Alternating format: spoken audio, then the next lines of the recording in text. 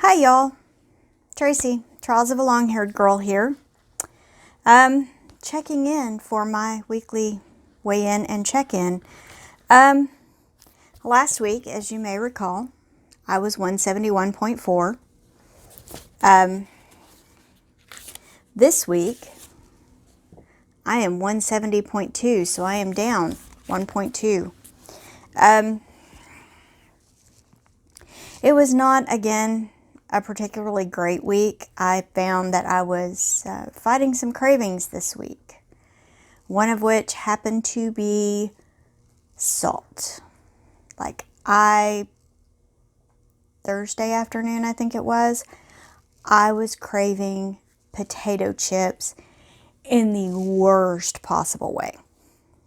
So, I had potato chips. Breakfast this week was a blueberry pancake bake. It has been pretty tasty. My husband, I think, really has not had any. He has eaten his, because he bought himself some salmon. So he's been doing bagels and salmon this week. For next week, though, I think I may go back to eggs because I've been feeling a lot more hungry since I was not doing eggs this week. Anyway, this week's recipe, interesting. I won't eat it because I am not a big buffalo chicken person, but it is buffalo chicken fingers. So, there's your ingredients and your directions. There's the picture. And this week, it is about putting your mind first. When it comes to losing weight, it's more than just eating better and upping your movement. Your mindset, how you think, leads to how you feel and what you do, regardless of where you are on your journey. The way you think that you think can help you find success.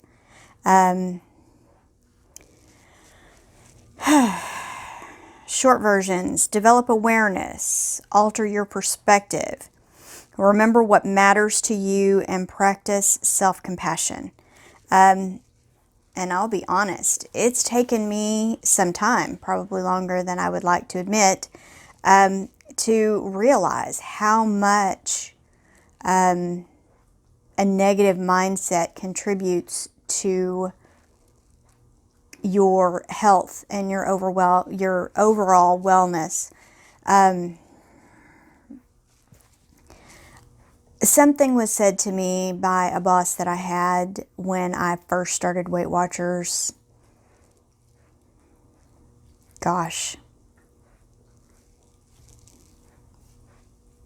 I can't even tell you how long it's been. It's been that long.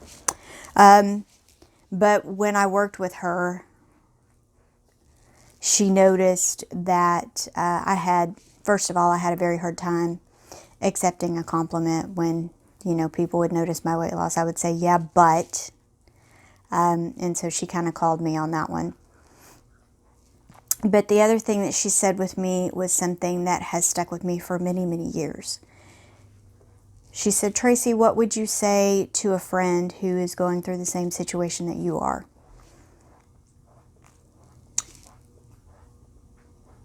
And I responded, and she said, then why can't you say that to yourself? She said, you are your own worst critic.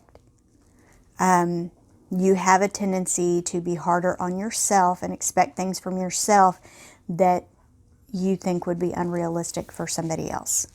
And that was a reality check for me. And so I've tried to modify the way that I think about certain things.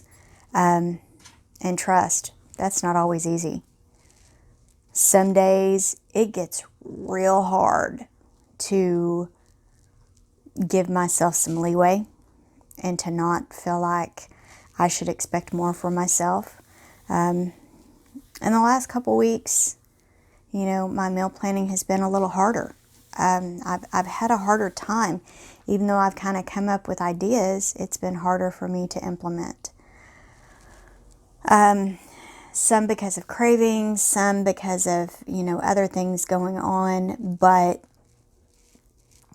I feel like my mind for the coming week is in a pretty good place. So I'm hoping that I can kind of implement some things this weekend that will set me up for success this week. So yeah, I'm excited about the coming week, and I feel like it's gonna be a good week. My husband and I were kind of talking because I've noticed this month, because I kind of hit in the 170s, the close to 169 earlier this month, and I told him, I said I feel like I kind of have a mental block of sorts, that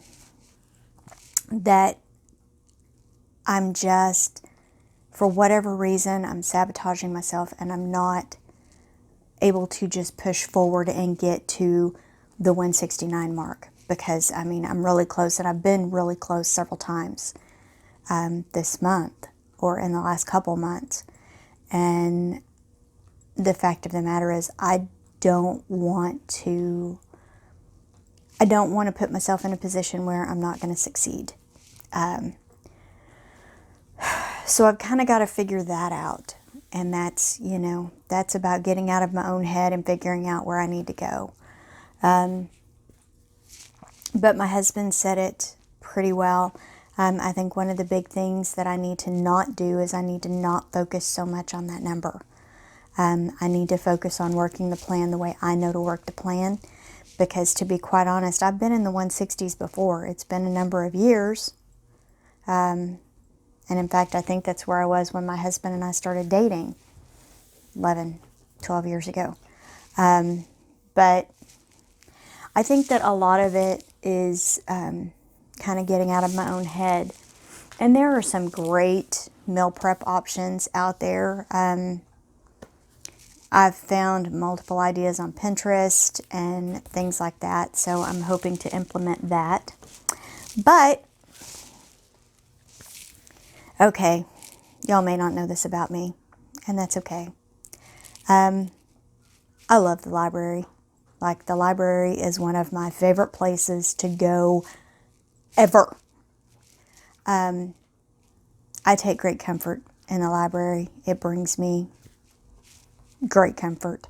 Because you can go there and, yeah, I should probably not go off on that tangent, but the short version is you can go there and you can check out a book that can take you anywhere in the world. And that amazes me. And it's funny to me in teaching my Sunday school class. A couple weeks ago, I was talking about the fact that reading can take you anywhere that you want to go.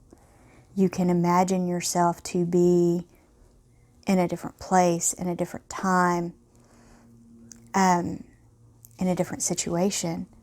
And they're like, reading can do that for you? Yes. Yes, it can. And it amazes me that they don't really know that. But, which I know this will make Denise with Dish with D very happy. I checked out from the library the Hungry Girl Simply 6. I'm hoping to get some good ideas out of there. I think I actually may subscribe to their blog, but I'm not sure, to be honest. But I decided I would pick it up and read through it, because there may be some things that I can, that I can use. And then I also got a meal prep book. The pictures on the front are very pretty.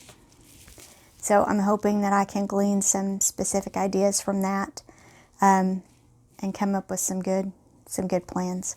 For this week, though, I'm probably going to,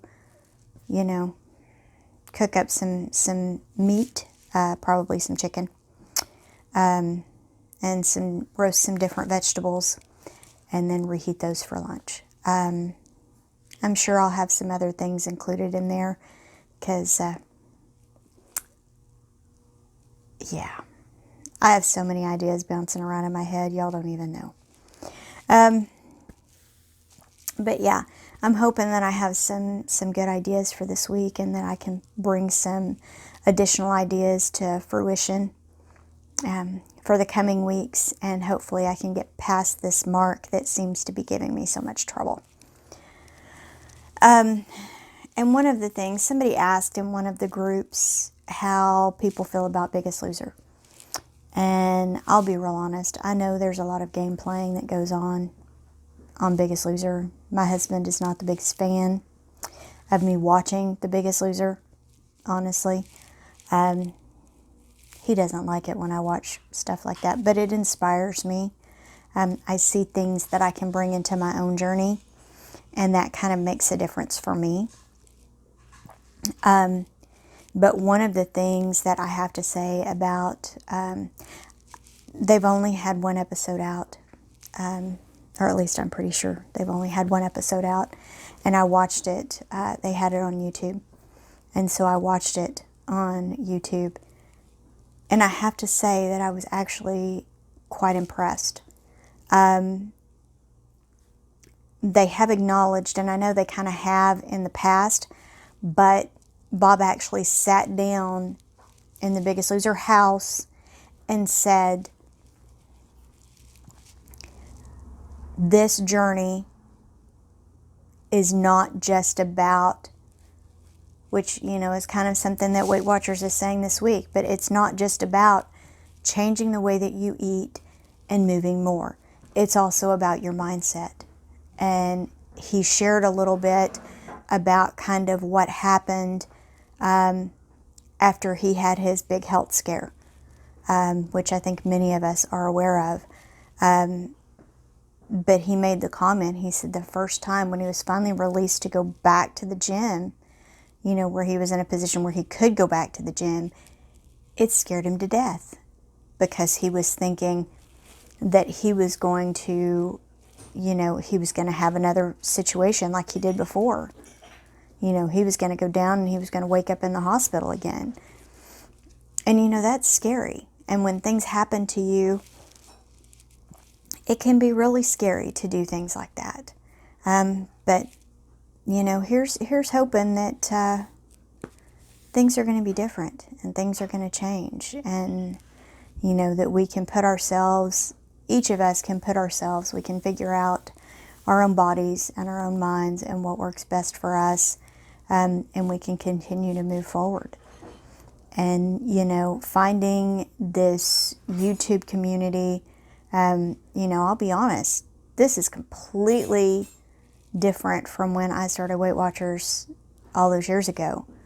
Yeah, you got support in the meetings, and you could also connect with people on the message boards. And I met some amazing, amazing people, mostly women, on the message boards, like for my area. We had meetups. Some of them I'm still connected with on Facebook, and I still kind of communicate with. A lot of them I don't communicate with as much. But there's an amazing community within the Weight Watcher community, whether it's on YouTube or on like the Connect boards and things like that. There are people who are willing to support you who may not be your, I'm sorry, I don't remember what they're called now, but your Weight Watcher leader or your Weight Watcher receptionist, or, you know, but those people, and I have some amazing people in my life, one of which used to be my Weight Watcher leader.